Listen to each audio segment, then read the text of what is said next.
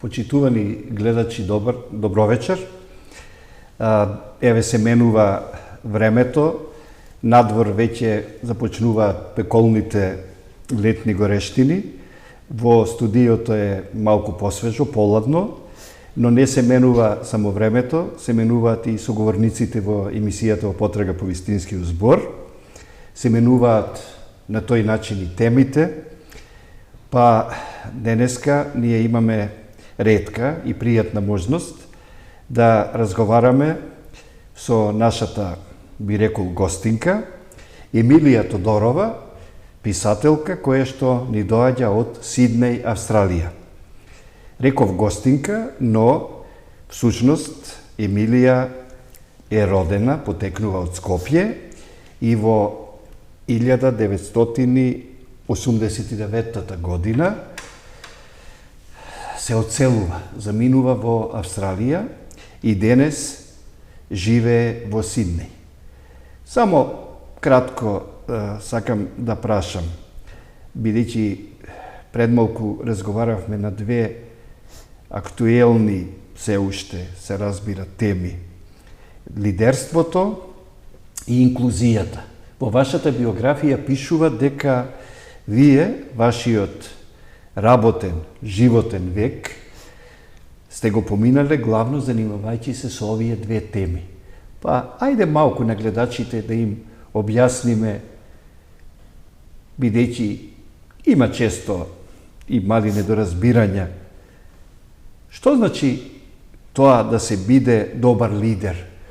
И воопшто, која е улогата на лидерството? А потоа ќе побарам од вас одговор да продолжите и за инклузијата.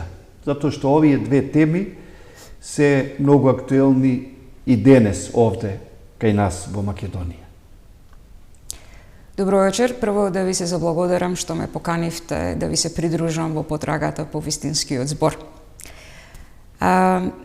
Значи, во Австралија живеам речиси 35 години. Во ноември мислам дека ќе биде точно 35 години од нашето заминување. И поголемиот дел, најголемиот дел всушност од мојата кариера во Австралија била во сојузната јавна администрација, во федералната јавна администрација.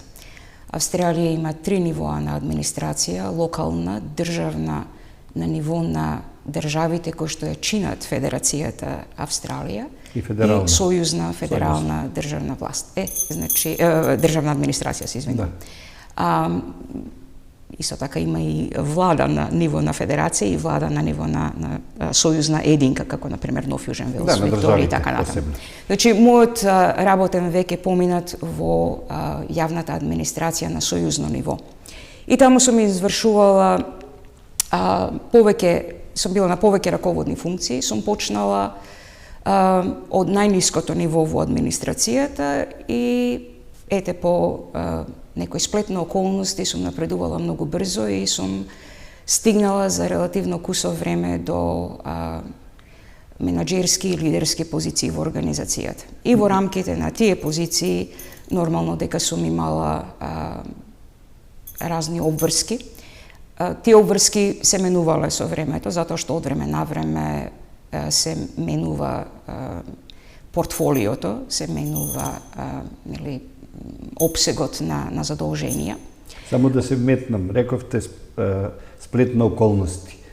Јас не бев таму и не можам да бидам сведок и арбитер, ама знам сигурно, познавајќи вас, дека не бил сплет на околности, туку била една умна и вредна македонка во прашање.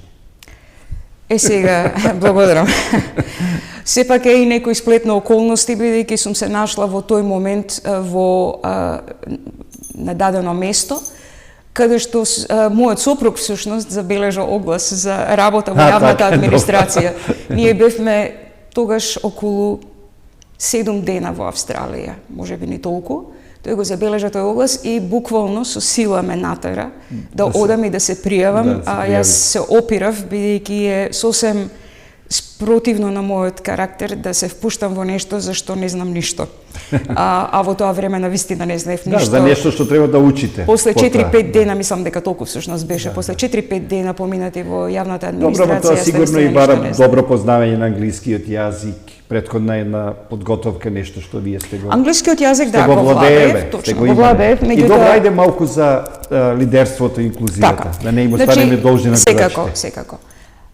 Лидерството честопати се поистоветува со менаџерството, со раководењето. Што не е исто. И другото, да речеме дека лидерството е водење, а менаџерството е раководење. Так. И сега тоа се многу слични термини во македонскиот јазик, меѓутоа во англискиот јазик има дистинкција, тие се диференцираат.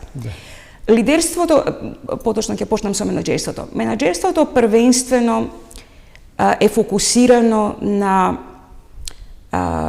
системи кои што се поврзани со поставување, исполнување, постигнување на одредени цели. Затоа се користат ресурси, постои систем на команда и контрола, се зборуваме обично за тактичко планирање, повеќе е фокусот на сегашноста, одошто долги проекции или далекосежни проекции во иднината. Лидерството и визионерство. Лидерската позиција е врзана првенствено, фокусот на лидерската позиција е на луѓето. Да.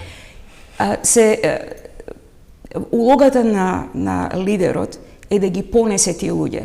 Понекогаш се прашуваме ресурси. Ако нема следбеници, дали е некој лидер? Така. И пошто е лидер? Може да биде лидер по функција. Да. Ако нема следбеници, ако нема луѓе кои што би го следеле волно, не заради некаква коерција, не заради нели силата на самата позиција на која што се наоѓа, тогаш не знам колку е тоа вистинско лидерство. Така што лидерот мора да поседува способности кои што во некоја рака до некој степен треба да ги поседува и менаџерот. Меѓутоа, во лидерството се неопходни способности и умешност да се проектира визија, да се проектира слика на иднината. Так. И да се создаде таква атмосфера меѓу другите кои што ќе ги повлече да го следат и да се стремат кон таа визија, кон таа иднина. Значи, за тоа е неопходно лидерот да има способност да влијае, да ја прошири својата сфера на влијание. Колку е поширока сферата на влијание, толку е подобро, затоа што не се работи само за луѓе со кои што лидерот најнепосредно соработува, се работи и за други чинители во и надвор од организацијата. И лидерот треба да изгради убедлива слика на тоа што го презентира и со тоа, со таа своја способност да влијае на мислите и на акциите на другите, за да се приклучат кон таа визија и конечно лидерот сам не може да го спроведе тоа, него му се потребни луѓе кои што нормално ќе ги извршуваат своите обврски задачи или што и да ќе ја направат промената за која што зборува лидерот. Во речиси секогаш значи зборуваме за промена која што тежне да ги придвижи работите кон подобро. И секогаш се разбира има кочници кога се работи за промена. Промената не е нешто што луѓето секогаш го сваќаат како природно. И го прифаќаат брзопотезно веднаш. Има отпор, Така, има отпор, некогаш има и минирања на лидерството. Малодушност, незаинтересираност. Точно. Значи, тука веќе лидерот мора да ги има и тие способности да може да се справи и со тоа. Да ги мотивира. Менаџерот може исто така да менаџира промена. Да направи тим, но најбитното е, сосема одлично тоа го кажавте, не може лидерот да биде сам, осам или да биде лидер. Значи, мора да има и екипа, да има и визија и да знае да управува со сите човечки ресурси. А за инклузијата исто така сакав да проговорите. Значи во Австралија постои силен нагласок. Културниот отисок на Австралија, прво тоа треба да го појаснам можеби, секоја земја има свој културен отисок. Културниот отисок на Австралија е заснован на врските меѓу луѓето. Австралиците не се перфекционисти. За нив доволно добро ако нешто е релативно блиско до она што нели се очекува да биде постигнато. Ќе биде во ред. Меѓутоа, за нив, значи, тој перфекционизам или таа прецизност или тој некаков друг, да речеме, модел, за нив тоа е споредно. Нивниот културен отисок на вистина се заснова на она што тие го викаат mateship, значи на релациите, на односите меѓу луѓето. И можеби затоа јавното мислење во Австралија е толку моќно. Дури би рекол пресудно. Па за некои работи и е, да, во спрега со печатот секако. И токму заради тоа, инклузивност, Австралија е освен тоа мултикултурно општество. Во Австралија се зборуваат околу 230 јазика. Значи има доселеници, па би се рекло од секоја земја во светот. Да, ама и ранливи категории, маргинализирани групи. И точно, но меѓу доселениците и не само меѓу нив, бидејќи и меѓу оние што се родени во Австралија или што се од англиско говорно подрачје, од англосаксонско подрачје, дојдени или потекнуваат од тоа. И меѓу нив има ранливи категории, има луѓе со посебни потреби, има луѓе со ментални заболувања. Потоа има луѓе кои што пак по сила на некакви околности може би се бездомни. Социјални проблеми и потешкоти. Значи, категории кои што се ранливи или се, затоа што не се само оние што се веќе ранливи вклучени во социјалната, во општествената инклузија, туку и оние кои што се под ризик да бидат ранлива категорија. Например, млади луѓе кои што доаѓаат од можеби семејства кои што се под стрес некаков, се сметаат честопати за ризична група, затоа што заради тоа што им се случува дома, можно е да станат и тие ранлива категорија. Австралија има низа иницијативи за вклучување на и фокусирање на маргинализираните групи и оние што се во таа ризична категорија. Способување за самостоен живот. Секако. И секако дека има и заштитна мрежа за оние кои што не можат да се обезбедат екзистенција. Значи, социјалната заштита во Австралија е исклучително великодушна. Една од највисоките стапки на трошење од буџетот, ако не и највисока сега, е токму на социјалната заштита. Но не е само до средствата што се издвојуваат, туку воопшто е и до грижата, дури и до јазикот, бидејќи ние на крајот на краиштата преку јазикот изразуваме вредности.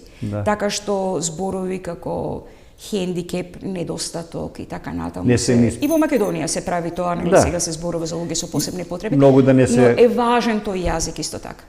Практикуваат. Не бе прашав случајно за овие две теми, бидејќи кажав на почетокот, вие тоа сте го работеле. Така. Но, сега малку повеќе ќе говориме, бидејќи сте писателка, ќе говориме за вашите творечки, креативни преокупации на литературен план и ќе ве вратам малку во родното Скопје. Значи, во Скопје сте до 1989 година. Претходно ја се сеќавам живо на тој период, кога бевме помлади и млади. Вие пишувавте и соработувавте со весникот Студентски збор, но и со третата програма на Радио Скопје. Па, едно прашање. На што се должи таа ваша лична определба уште од младоста да се занимавате со пишување, со еден вид новинарство, да речам, од една страна, од друга страна со литературата. Од каде таа потреба за читање и пишување? Дали некој од вашите членови во семејството, татко, мајка, баба, дедо, обично, или подоцна во воспитно-образовните институции, градинката, основното училиште, некој ви ја всади, ви ја вкорени таа љубов, или е пак со генетски предиспозиции? Не сум сигурна за генетските предиспозиции, но секако дека се тоа влијание од повеќе страни. Првото влијание е секако внатре семејството. Мајка ми беше влюбеник во уметност, Так. во сите видови уметност, би рекла, но особено во... Значи, ништо нема случајно никогаш. Особено во музиката и во литературата. Читаше, имаше калиграфски ракопис, многу полагаше на писменоста. Значи, се уште чувам некои од незините писма што ги упатувало до други, па и до нас во Австралија. Апсолутно, со калиграфски, буквално калиграфски ракопис.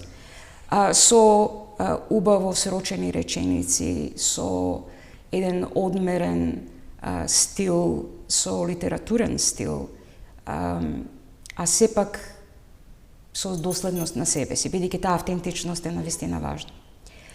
Мојот брат, кој што беше 16 години постар од мене, беше човек со неверојатен интелект и имаше библиотека од околу, да не претерам, 4000 книги. Повеќето од тоа беа стручна литература, тој беше исцело посветен на својата професија, меѓутоа имаше интереси за многу други области. Што беше по професија? Електроинженер. Електроинженер, значи, така. добро.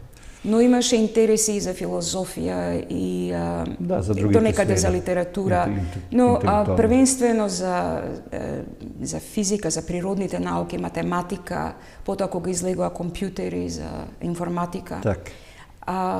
Читаше неверојатно многу. Нашиот дом беше ѕид до ѕид, неговата соба беше ѕид до ձид, немаше каде да се стави кревет во неговата соба. Сето тоа беа библиотеки преполнети со книги. Дури почна, затоа може би изгради гаража, која што ја прегради, и еден дел беше негова работилница, бидејќи хоби беше електрониката, а другиот дел беа плакари кои што сам си ги изгради и кои што беа преполни со книги, бидејќи немавме веќе место дома каде да ги чуваме. Така што меѓу неговите книги, меѓу другото, имаше голем број енциклопедии, книги од општи познавања, нели? И мене тоа уште од мала ми направило силен впечаток и ме фасцинирало. Јас сум научила да читам уште пред да тргнам, не сум била во забавиште.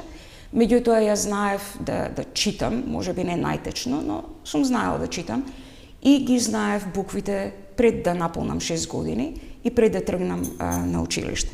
Така што би рекла дека моите најдлабоки корени во поглед на мојот интерес за литературата мајката и брат доаѓаат од таму. Татко ми ја предал љубовта кон патувањето. Да. Него тоа му беше страст. Да, ќе проговориме. Ќе проговориме за тоа. Да не го испуштам него да не се помисли дека пак тој немал никакво влијание врз мене. Но понатаму исто така сум ја имала големата среќа што и во основното училиште и во гимназија имав извонредни наставници, професори по македонски јазик. По кои училишта? Во Јосип Броз Тито основното училиште, кое што сега се вика поинаку, тоа е во населба Влае. Добро. Затоа што по земјотресот ние бевме бездомни, па сега гимназијата ни се вика Јосип Броз Тито. И во гимназијата Јосип Броз Тито. Значи во две Јосип Броз. Значи ти два пати си била во Јосип Броз Тито. Така. Одлично. Завршив средно образование во гимназијата Јосип Броз Тито, каде што исто така имав извонредна наставничка по македонски јазик. Тие беа изискателни, меѓутоа пружаа неверојатна поддршка.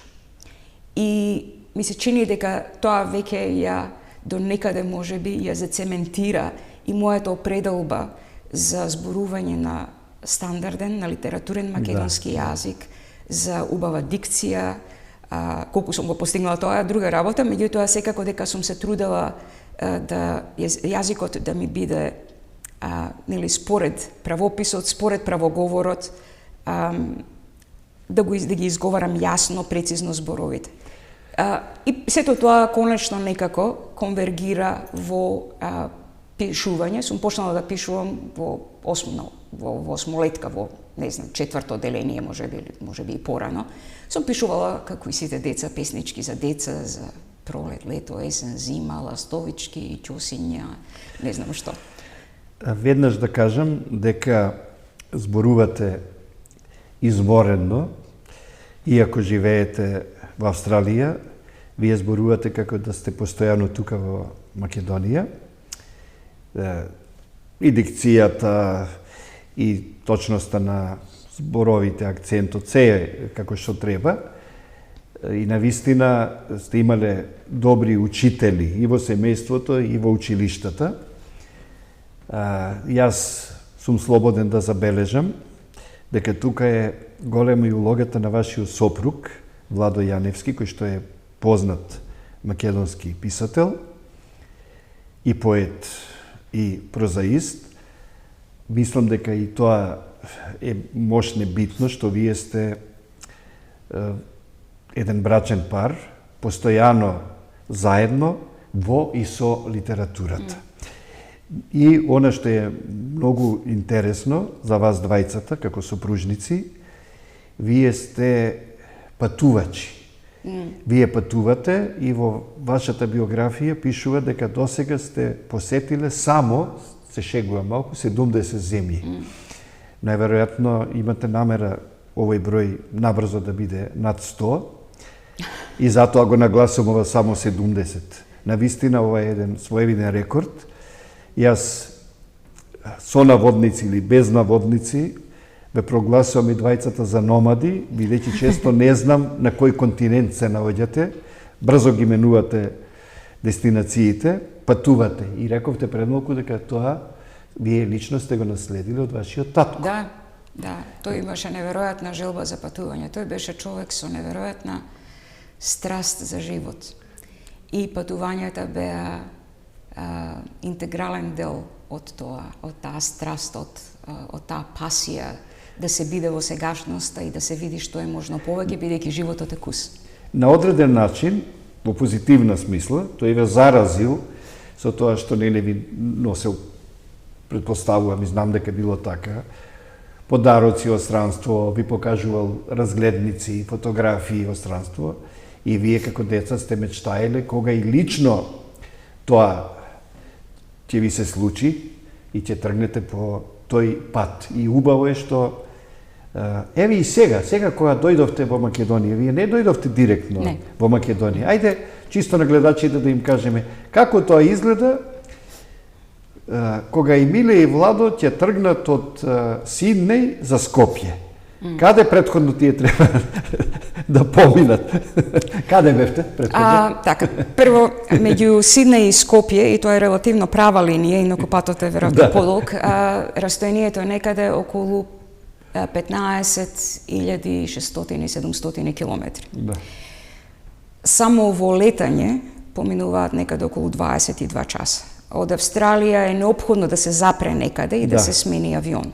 Сега ние запираме на различни места, деломно затоа што сакаме да си направиме и некаков мини одмор. Некаде низ Азија обично е тоа. Овој пат како? Овој пат одевме преку Катар, застанавме во Доха, сме биле во Доха, бидејќи се исцрпува бројот на места преку кои што можеме да патуваме. Во Доха сме биле повеќе пати. Така што овој пат останавме околу 2 дена. Од Доха заминавме за Лондон. Летот до Доха е 15 часа и 10 минути, еве да бидам прецизна. Потоа до Лондон е некаде околу нешто под 6 часа. Останавме 5-6 дена во Лондон, од таму отидовме со воз преку Белгија во Луксембург. Во Луксембург бевме 2 дена.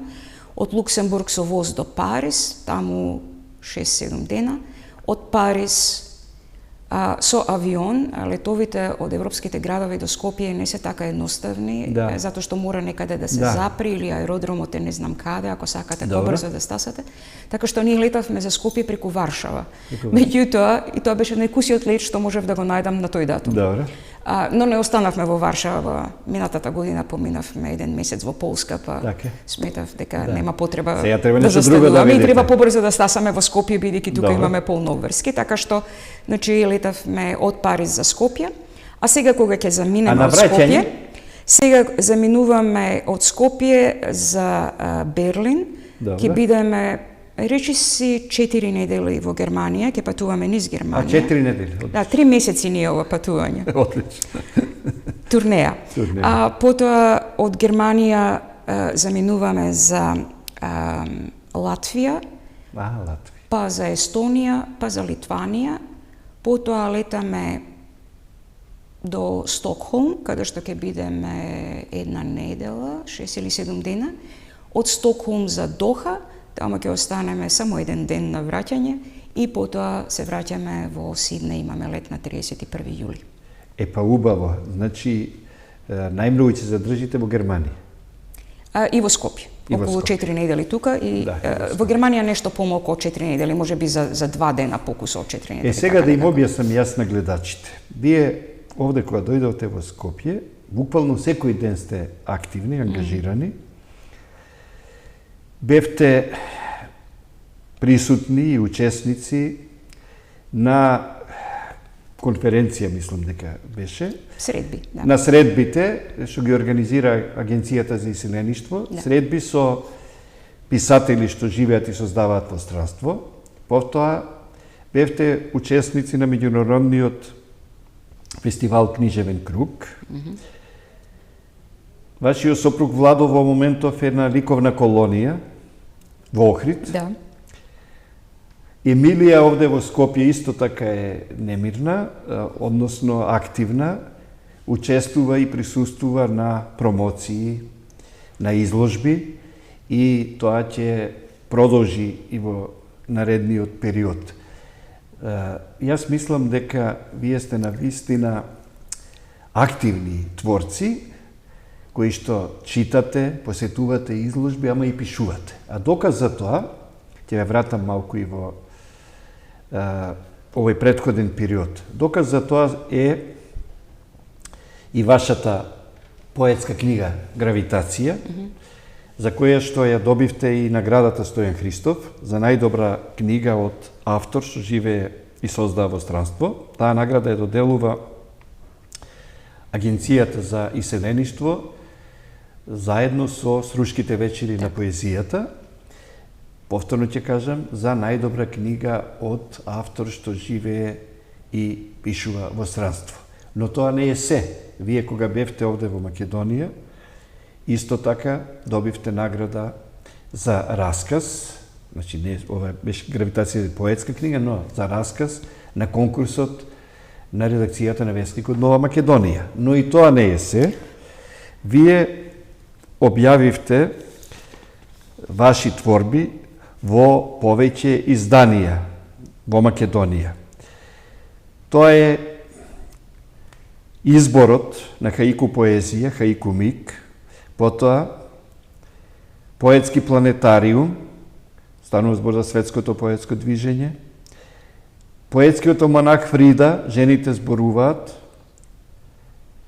антологијата редефинирање на поезијата, поетскиот избор Скопски вознеси, нано песни за Африка, збирката Куси раскази во избор на Сдруженијето на австралиските писатели од Нов Јужен Велс, потоа Песни за Скопје во издание на издавачката куќа Феникс, современи кратки книжевни форми во издание на Институтот Инаку.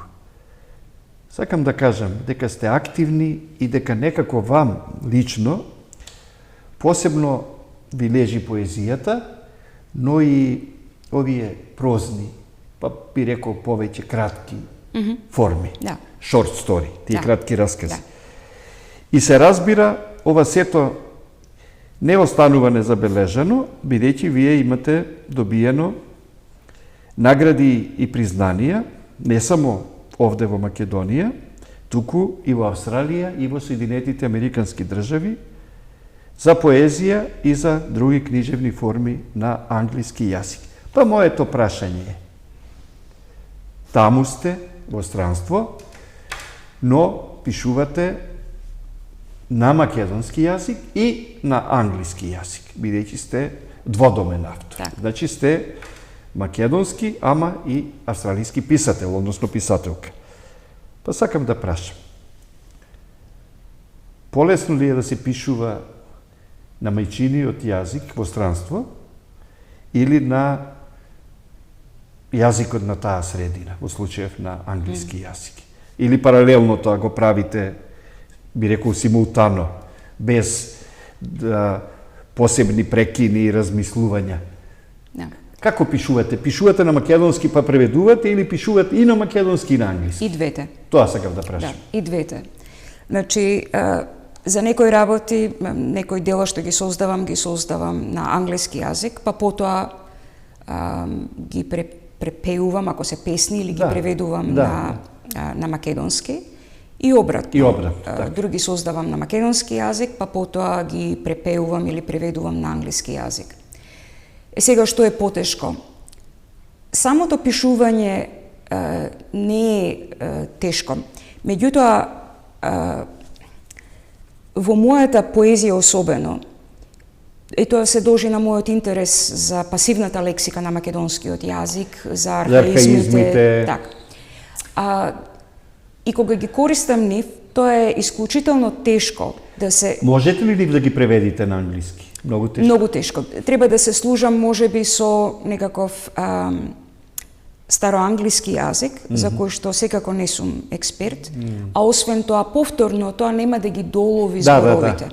Ќе биде премногу дескриптивно, премногу описно. Да речеме, ако пишувам како во една песна за Шехерезада, значи тоа е ликот 1001 ноќ, тоа е арапска или персиска принцеза, односно станува. Значи станува збор за нешто што се случува во одреден период, во одредено поднебје. И сметам дека користењето на зборови, кои што во македонскиот јазик, например, се навлезени преку турскиот јазик, преку отоманскиот турски јазик, а кои се од арапско или од персиско потекло, многу подобро ќе се вклопат во таа поезија, отколку кога би ја пишувала со единствено само со современ македонски јазик. Но да се препее потоа истата и да се зачува тој тон, да се зачува карактеристиката на тој јазик што го се користи во поезијата, е тешко. Абсолютно. Затоа што англискиот јазик ги нема тие зборови. Посебно па уште ако е римувана. Зборуваме тука веќе, нели зборуваме плюс тоа за турцизми, така натаму англискиот јазик е главно јазик кој што е врзан за нели латинскиот, за романските и за нордиските јазици, за германските јазици. Сега сакам да срушиме еден мит. Постои еден мит дека, а може би и вистина, може би не е мит, дека татковината се сака најмногу кога не си во татковината, кога си подалеку од неа. Па ме интересира, дали за Македонија се пишува повеќе кога човек не е тука, или кога сте овде, кога ќе дојдете овде во Македонија, вие тогаш имате повеќе творечки, креативни, инспиративни избрици, па пишувате за родното огниште, за луѓето, за оно што го гледате, оно што го доживувате. Каде ги создавате вие творбите на македонски јазик и, да речем, условно, со македонски теми? Повеќе кога сте таму, во Австралија, или овде кога ќе дојдете? Така. Во Австралија. Првенствено затоа што кога ќе дојдам тука имам други обврски. Немате време. И немам време.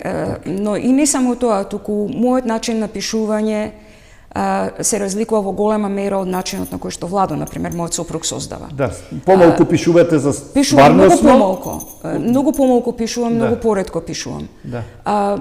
Кај мене тој процес на размислување е доминантен и долг. Да. Така што ако се случи да надојде некаква силна емоција, ако има наплив на некои емоции, најчесто поврзани со некој впечаток или можеби со сеќавање на нешто што се случило во минатото, нешто можеби врзано и за моето семејство. Тогаш, да, создавањето е брзо, седнувам и речиси во еден здив ја пишувам песната и најчесто тие песни претрпуваат најмали измени кога ќе ги оставам да одлежат, што ми е вообичаена пракса, па ќе им се навратам. Меѓутоа, добар дел од песните треба да ферментираат, да помине некој процес мисловен, односно јас да поминам низ тој мисловен процес, и ги оставам. И често пати сосем заборавам на тоа. Некој ден, како зелено окце под слана во пролет, ќе избие некој ркулче. Па ќе им се навратите? Тогаш ќе си помислам дека можеби, во ред, прашање и дали вистинскиот збор е дојден. Затоа што на крајот на краиштата навистина е тоа потрага по вистинскиот збор. И некогаш некои песни што порано сум ги пишувала, денес се речиси непрепознатливи после преработката, затоа што вистинскиот збор подоцна сум го нашла, или вистинските зборови. А некогаш и самиот збор ми е инспирација. Но првенствено, значи, создавам во Австралија. Добро, сега ми се допадна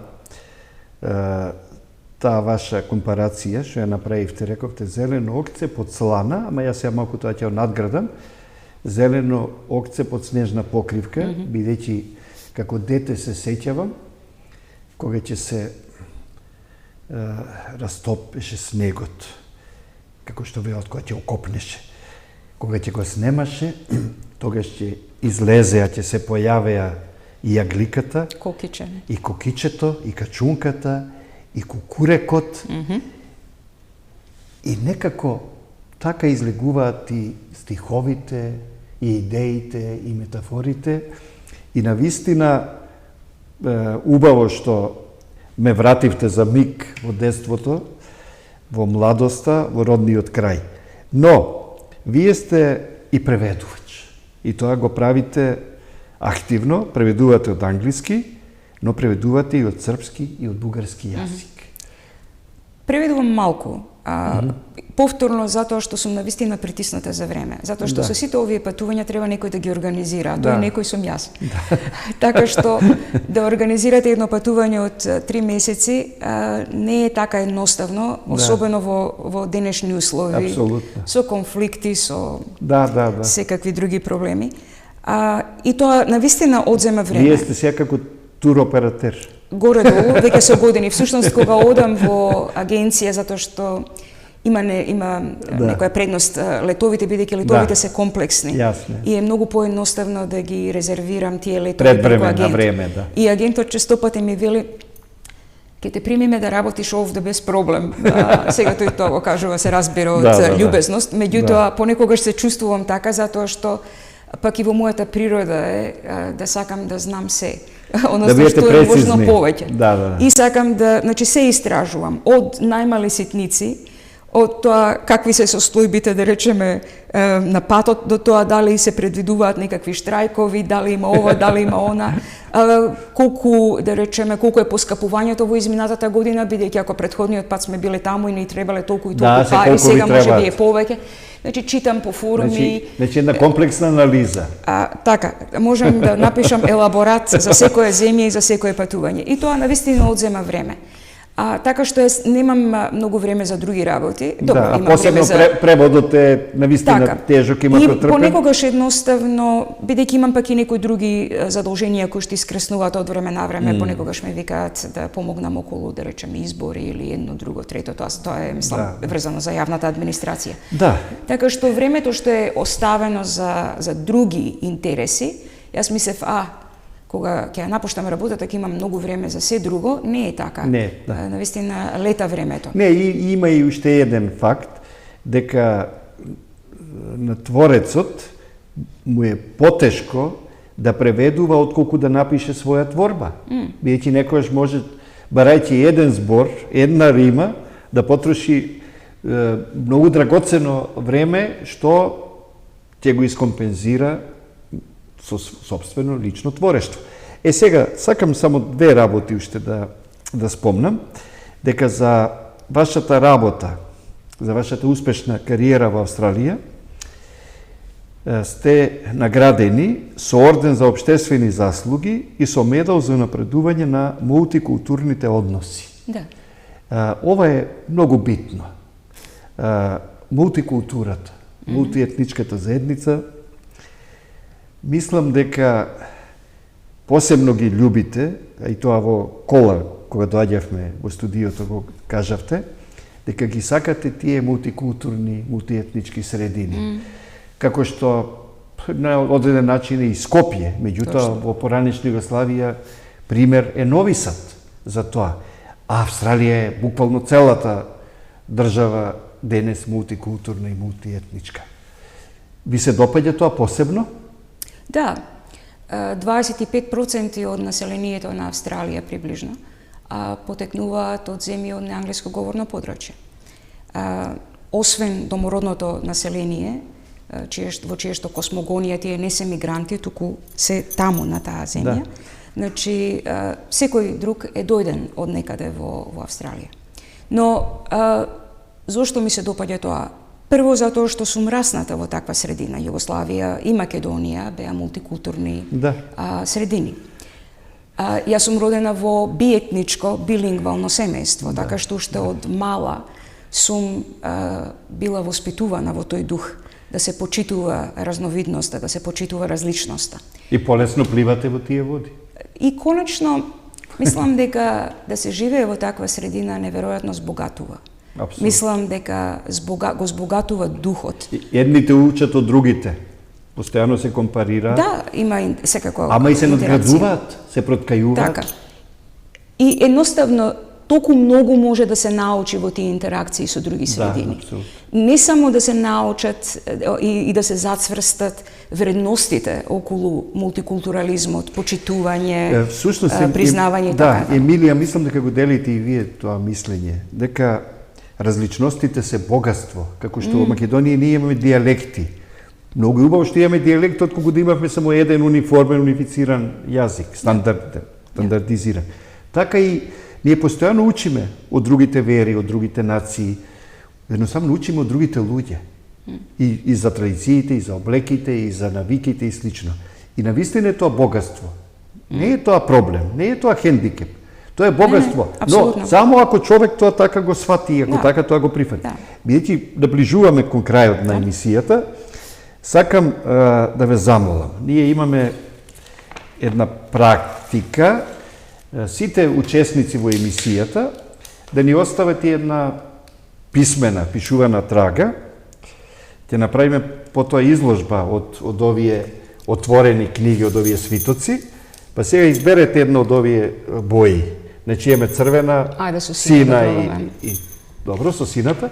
Овде ќе го напишите вашето име и презиме, значи Емилија Тодорова. Во долниот дел ќе го напишите денешниот датум, 3.6.2004 година, а овде една ваша мислена, ваша порака. Да, ајде, сега... може би ќе искористам стихоти на своја песна. Може, апсолутно. Ајде да почнеме. Секако, благодарам. Ред по редум, ред по ред. Може со покрупни букви, слободно.